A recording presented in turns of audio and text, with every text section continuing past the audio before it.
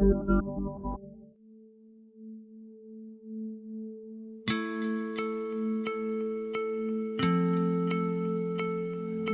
pose challenges to diplomacy, and more so when nations seek new alignments in the wake of war. The power of the West has been effectively challenged in the Russia Ukraine war, and diplomats across the world rush to contain the damage, re establish hegemonies, and seek new alignments. Diplomacy is at its best or its worst in such extreme situations. India, seen as very close to Washington for a while now, seems to have moved away to abstain in the United Nations on resolutions against Russia. This despite the pressure from Washington and the lurking threat of China. Is a new foreign policy in the making? Are new alignments being set? Is India seeking to find her own space in the emerging world order? Will she be able to? We seek answers to these and more questions in this edition of Off Limits. Welcome to another edition of Off Limits. Our guest this time is former Ambassador Anil Trigunayat, who has served in an ambassadorial position in Malta, Jordan, Libya, and of course in different missions all across the world. Welcome to Off Limits, Ambassador, and we are so happy to have you with us. Thank you. It's a pleasure to be with you always, Seema. So I wanted to ask you right at the beginning, when you went to Libya, you apparently just went after Gaddafi was killed and it was over. And you must have found everything in a complete mess. And it was a terrible war anyway, or a one-sided attack, if you want to say it. But after that, diplomacy itself must have been very, very difficult to mend ties. You were in the middle of chaos. Would you share your experiences there? Well, when before that, I was posted as Deputy Ambassador in the rank of Ambassador in Moscow. And from there, I was posted to Libya. And I was coordinating with the Russians because we were also in the UN Security Council at that time. And we had decided to abstain, like this time, as you know, in the Ukrainian war. So because we were against any external military intervention, that was in fact exploited by both the Libyan Gaddafi's media machine as well as the Western countries to create a narrative against India, which, since we had already vacated and we didn't have an embassy or anybody on the ground, we did not have much of the knowledge of what exactly was transpiring there. So when I arrived, with great difficulty, I got my agrima, which is like the approval from the host government to receive you. And when I arrived there, I was shocked to see the kind of hostility towards India and the Indians in general because of our position that we had taken. And this was being manipulated by the Western countries to create a narrative that India was with Gaddafi. So you can imagine on the grassroots, when the people, politicians, you can manage. But at the grassroots, if you have that kind of hostility, that becomes a very major challenge. Our embassy was destroyed, and I was staying in a hotel and all that. But my biggest challenge was to correct that or bring from a negative to zero or at the base level. And that's precisely what I did. And I used the media a great deal. And you had to go out in the public, even though there was a lot of threats against us. Then there were still a lot of Indians, 2,000 Indians were left who refused to leave during the war. They said, no, we have been living here, we will continue. We also had some goodwill in the senses that we had some doctors, Indian doctors who refused to leave. They said, we have served here in this country for so long, now the Libyans need us, so we'll go there. So that created a lot of goodwill there. And then we had to evacuate people from war zones within the country at the time when things were going bad. So it was an extremely difficult situation. But I think as a diplomat, it's a challenge that you want to take head on. And in the beginning, I was a bit cagey about this.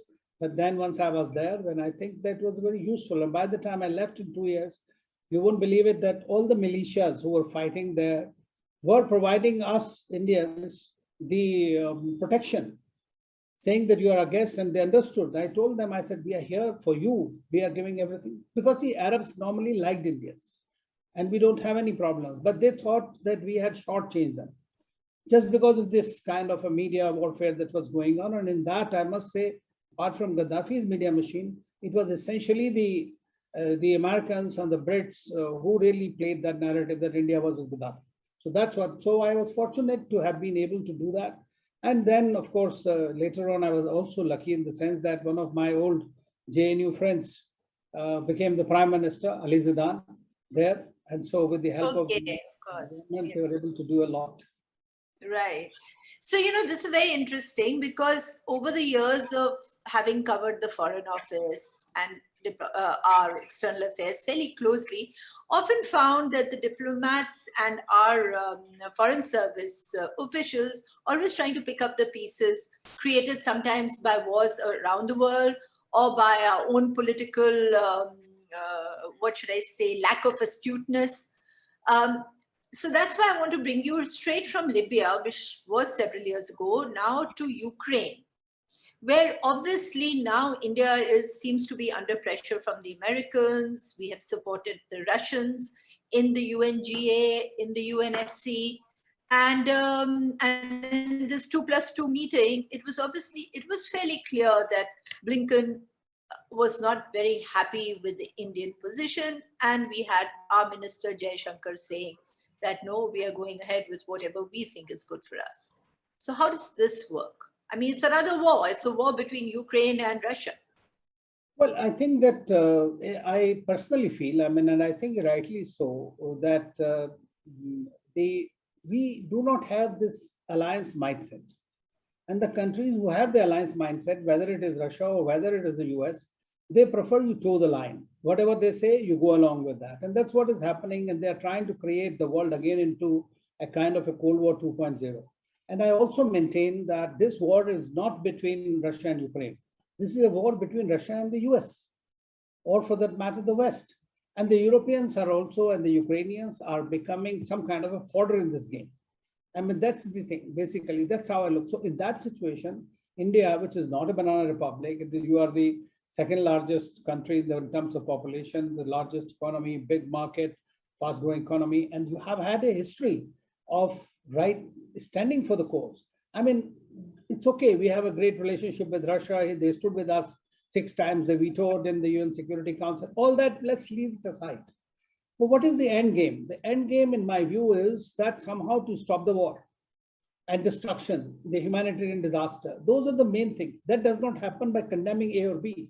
More importantly, as you know, like in Libya, like here, basic problem for any government or in India is to evacuate its citizens. That's your first priority. And that you can only do when you are on talking terms with both sides. Or because the diplomats are not like superhumans, they work with the local government and the assistance of their systems, whether it's police, army, or intelligence, whatever, they assist you in evacuation. So therefore, it was important to do so. So India, what Prime Minister Modi actually tried to do was talk to both Putin and Zelensky and try to scale down the war somehow. And certain places was able to create, from where we were able to evacuate our people. But isn't it rather naive, in this increasingly polarized world, where we think that we can play both, considering the fact that for the past several years, and not just since this government came, but even in the earlier government, we've been very, very close to Washington, signing various logistics agreements, civil nuclear deal, etc., etc. And then suddenly, when there is a war between Ukraine and Russia, we decide to abstain, which automatically then is going to be seen as Washington and as also by Ukraine that we are closer to the Russians than to them. You know what, I look at this time and this Russia-Ukraine, this invasion that has happened, more than 3/4 of the world does not really go along with the American, narrative. They are close friends like the UAE, like Saudi Arabia, the Western countries who are rich countries. Israel, for that matter, has not condemned Russia. They have been trying to work together and trying to bring about some kind of a sanity in the whole thing. Turkey has been working closely in bringing about Russia and Ukraine for discussions. So I think that India, which is known generally always to have taken issues on the basis of the ground realities. And I would say that you have to look at it holistically. I mean, in the last 20 years, we have seen it is the Americans, the NATO that have been bombing around all over the place. And nobody is talking about Iraq, nobody is talking about Syria, nobody is talking about Yemen. Do you forget that completely? And just see that what is happening in Russia, Ukraine is the ultimate thing on which you have to decide. So I think that one has to be very careful, and India has had a consistent policy. And today, personally, I feel that India has an opportunity, if we can really bell the cat, that we can start today. Everybody wants, I mean, my discussions with a large number of people across the world, in Africa and Americas and all, they say that we are looking for strategic autonomy, like we call it. It's another way of calling non-alignment, but strategic autonomy with the multi-alignments and all that. So Americans have understood that. And I tell you, after this war, my understanding is that we are heading towards a Cold War 2.0. Okay. In which you are not looking at either being with China, Russia combined or with the US, because none of these is going to serve your purpose. We are in this area. There will be a war, I mean, kind of a division between Asia and Europe. That's what we are going to look for in future. So we have to prepare for that now. And today, India has a position which most countries appreciate, including the Americans. In fact, as you know, Blinken himself said, we were not there when India, that's when India went towards Soviet Union and all that. So they understand the global dynamic has been changing fast. With that, you cannot change every day just because the Americans have decided to support Pakistan tomorrow, or in Afghanistan, what they have done. We change our policies again. So that is what I'm saying, is that it is good to have. And I think that India has a possibility, which I've been also talking about, is to create some kind of a grouping, which is nations for strategic autonomy. Right. So where does China fit into this? Because given the fact that we haven't really improved our relations with China at all. China will be our permanent challenge. Okay. And in that, you will need the US assistance. And US is ready to do that, because it is not only for us, they will do it for themselves.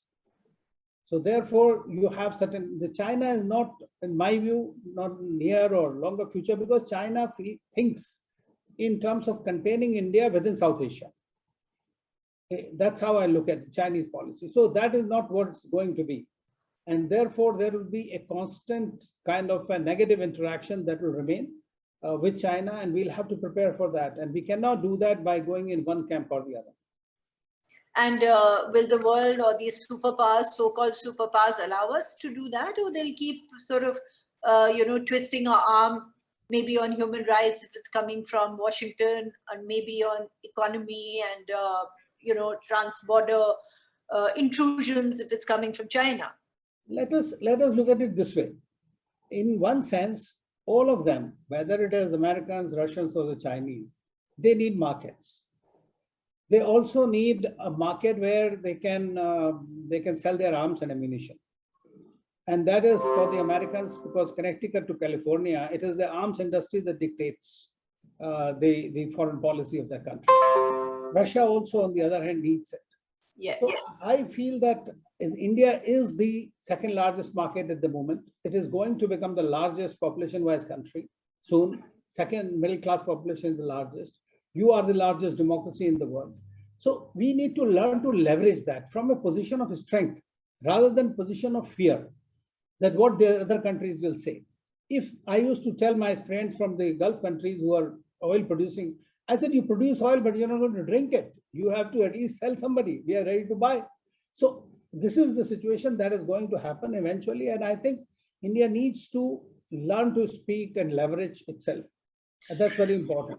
So our Indian diplomacy has always been seen as very astute and sophisticated, and like the Ministry of External Affairs is one of those ministries where the politician follows the diplomat, or at least used to. And so we were steered through various directions. Though, of course, you had strong prime ministers like Indira Gandhi, you knew exactly where she wanted to be, and others. Now, in today's basement, how does this really work according to you, particularly where the Ukraine-Russia war is concerned? Is it something that has come, you think, from the Foreign Office, or is it more politically driven?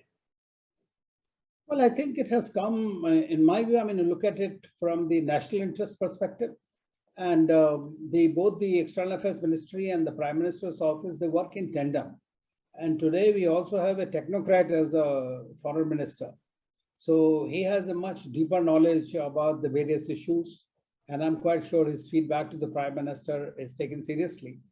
In the early days, Pandit Nehru used to be his own foreign minister, as you know, and he used to guide the foreign policy. Then we had other ministers who were good.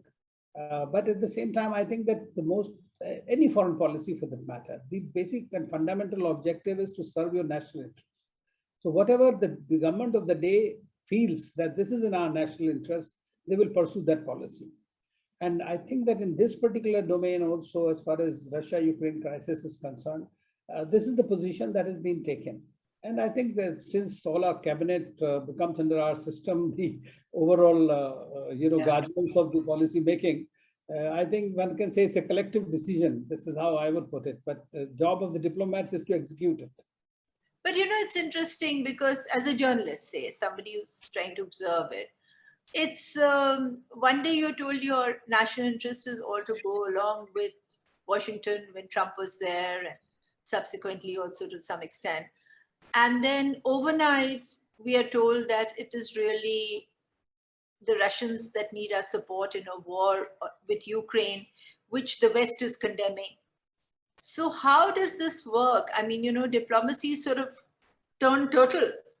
No, I don't think so. It turns turtle. I mean, what you are saying is that the two different theaters of war. India has a real challenge with China, right? And they are sitting, I mean, we have been in warlike situation for a long time. We have been still following the route of dialogue and diplomacy with China. And that is precisely what we have been trying to portray in the international arena, in the UN Security Council, UNGA, and everywhere.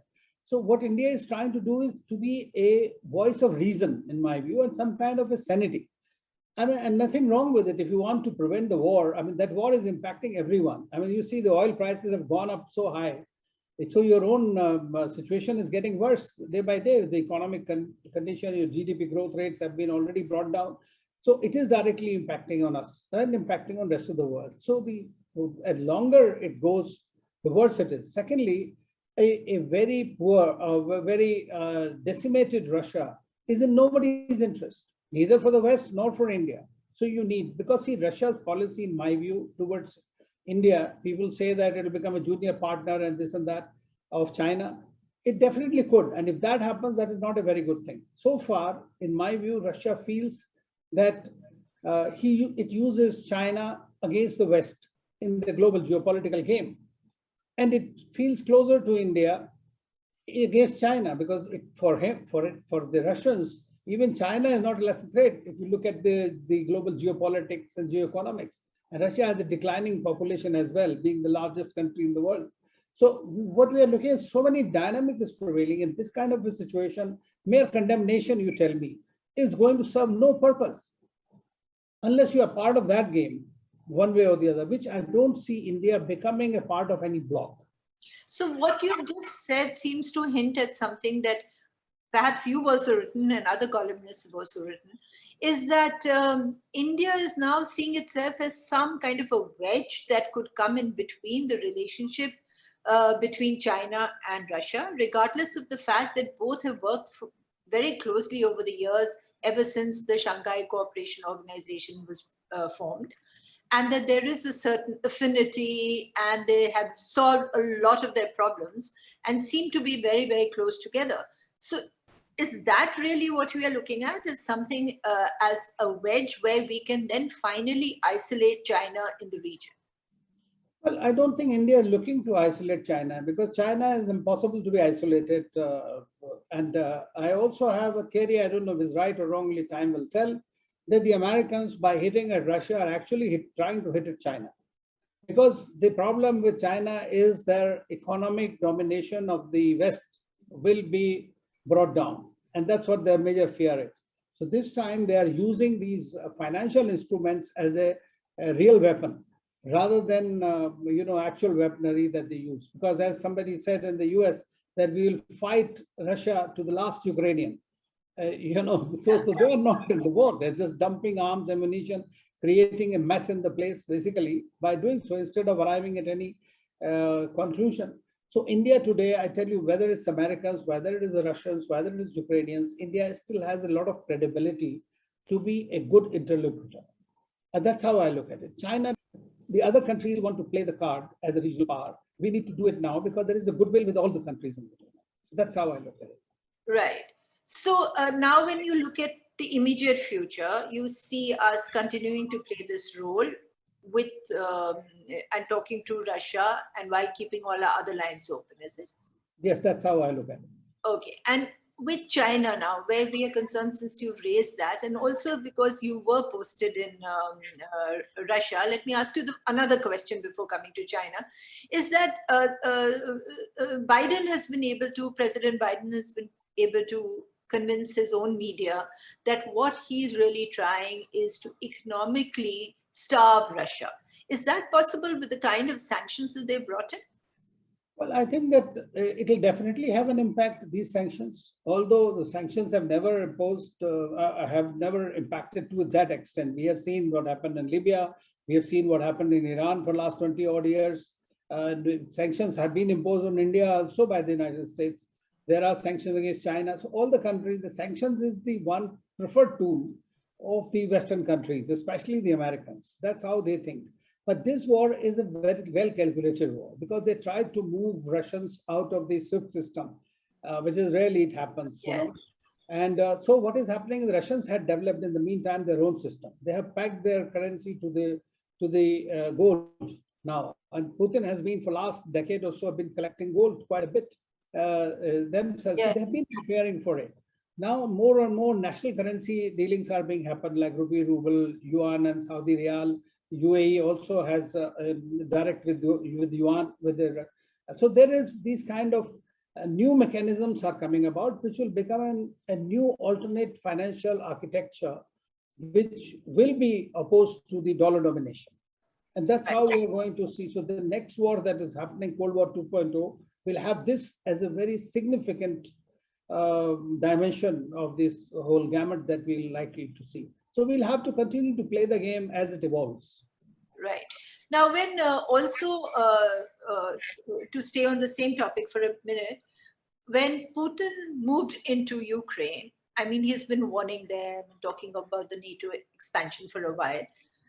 There was in the media, and you know what the media has become, and particularly now in the US media also, that he was taken by surprise. He hasn't really planned, and he's taken a step and he can't go further. And then there is, of course, a lot coming out from commentators who are familiar with the Russian way of functioning and Putin's way of functioning, who feel that he would have taken everything into consideration before he moved in. What do you think? Well, personally, if whatever little I have known of Putin, I can say that he is actually one of the few leaders who are so strategic, because by virtue of his own training.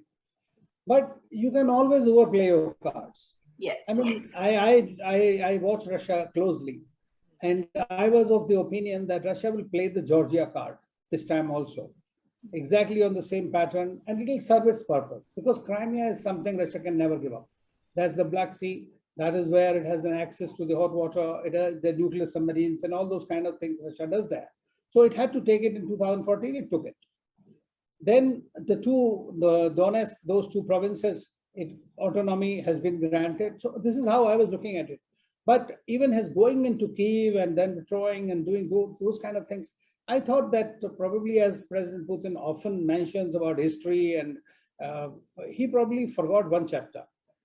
Because see, it was the people of Soviet Union or Russia who defeated Napoleon, who defeated Hitler in the Second World War, not the governments, not the armies. It is the people and their resistance. You know, the Battle of Stalingrad, 365 days of, people were. So this is precise. And they were the same people. They are your people. I mean, Ukrainian and Russia were the same at that time. So when you are going to invade in a country, you are not going to be welcome. And nobody, I mean, one thing is very interesting, and if you watch it and read it more carefully, you see that none of the superpowers in the 20th and 21st century have been able to win a single war. Americans lost in Vietnam, they lost in Afghanistan. Chinese lost in Vietnam, the Soviet Union lost in Afghanistan. So they have won nowhere. Even Ukraine, even Russia, Afghanistan, and even Iraq and Libya. Nobody has won the war. They have not been, they just go and bomb the place, but they get stuck in some places. So I think that the age of winning wars is over. Right. So one last question. I remember when Kargil was happening, and at that time, the Indian government and also the military felt that they should have a very close coordination between the Ministry of External Affairs and the Defense Ministry. And then there were common briefings, and you had generals along with diplomats briefing the media, etc., etc. And it worked, it didn't work. We weren't very sure what was the assessment of people like you, I mean, people who are right from inside. Did you feel that it worked? Do you think that this is a good thing to happen insofar as diplomacy during war is concerned? See, nowadays, it has been always in existence, something called military diplomacy. Right. So when the briefing comes, actual war situation, what is happening, what is not happening, the technicalities of it, the only defense people know better. It is the policy nuances and what exactly our policies, which way we are going to work in this direction, who are our partners and how to approach them, is what the diplomats can talk about a little better. I mean, I cannot tell you how exactly the war is taking place and how things are, formations are being made and all. So to that extent, I think it was a good idea. And it may have conveyed the right kind of a message. Actually, at the Kargil war time, I was in Moscow at the time. And I remember one thing, and just may not be out of place here, that we needed certain oil seals. And the Russians, at that time, we approached them. And the Russians said, okay, they're lying at XYZ place. You can go and pick up from there as many as you want. And if you don't have your plane to carry, we will transport you back to India with those. Now that very rarely you have some friends doing it. So if we are thinking that Russia has been a trusted friend for a long time, even in thick and thin, even during India-China recent crisis, the Russians have been on ball with us. So, I mean, you cannot just not think about your own national interest while taking sides with XYZ for a manufactured kind of warfare. And problem with the Western countries is their trust deficit. Manufactured evidence to invade in Iraq. So you do not know what the truth, frankly. So from what you have just said, that opens one more question. And one is about the media. The fact is that you don't know what is happening anymore. Correct. The media is so much under control of one or the other. It is becoming impossible to know what really is happening. Now, how does this work? And how is this going to work in future diplomatic relations and relations between different countries? Well, I think that information warfare is an integral part of the PSYOPs, an integral part of the overall defense strategy. So with the social media coming into play, and where the information travels in the real time, and with all kinds of, I would say, visuals, and very often you find those visuals are of some other time age, but they tend to have the same impact, bad impact on people. Like if you show somebody killed or maimed or whatever it is, and call it as a human rights violation and things like that. So this is something is very difficult to, because it has already done the damage. And in this war, something which I have seen, which one would have never seen, is that Twitter and Facebook actually decided that you can post the hate kind of speeches, which everywhere else is not there, but against the Russians, you can do so. Yes. So which is a new kind of paradigm which is taking place, and I think which is not good. It isn't, and it creates a certain kind of tension where even, like a third country like India and diplomats like you, when you're sitting and you're trying to make policy, it is very difficult to shift, to choose between the wheat and the chaff, as it were. Oh, absolutely. You can't ignore those things until you have proven it that that's not right. Right. I mean, at today's thing, we're not sure whether Ukraine is completely bombarded or whether Russia has a very solid case in point and is only going for military installations. And leaders of both the countries are obviously going to play to nationalist sentiments. Absolutely. So in this kind of a situation, what do diplomats do? What does the Ministry of External Affairs or Foreign Office of any country do? Because you have to get the right information to make the right policies.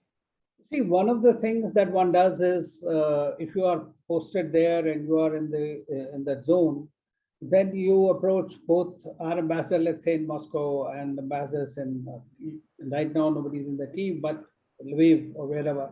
So you follow their own briefings. You have your own contacts. You have your own back channels. You have think tanks. So you need to work in overdrive to get the right kind of a perspective to the extent possible. Because when nationalistic things come into play, then nobody is going to give you the fair picture. But then you have to work out of that and then inform your government exactly how, what is your assessment? Because that time, this is very important. And most of our ambassadors will have to do that.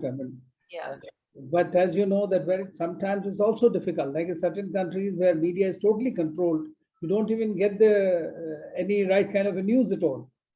It's only one narrative that comes up. Absolutely. Yes. Absolutely. So and somehow, whenever there's a war, media does get controlled, even in the best of democracies. I mean, you had embedded journalists going into Iraq from America, which is supposed to be this huge democracy with a free media.